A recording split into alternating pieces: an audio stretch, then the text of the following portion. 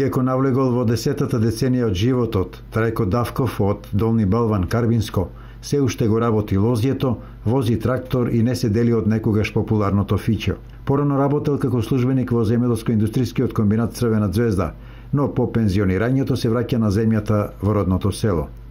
Денојве, иако во полето е како подвршник, брза да го среди лозјето кое се простира на 2 декари. Сега ќе треба да го спремаме во ново распретарено, ќе треба таму не е околу средот петок да се праска втор пат. Колку просечно годишно береш?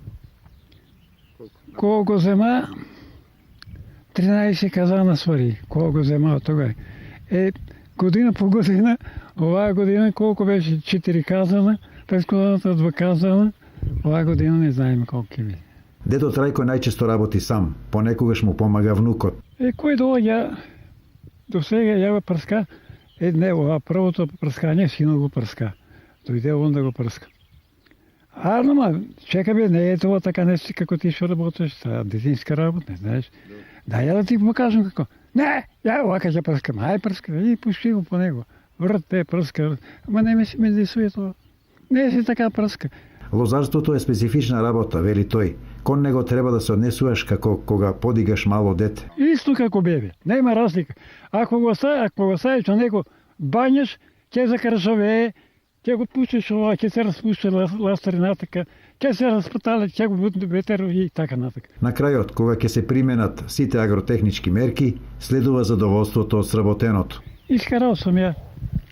Тога искарал на година 200 кило тие, до 13 казано.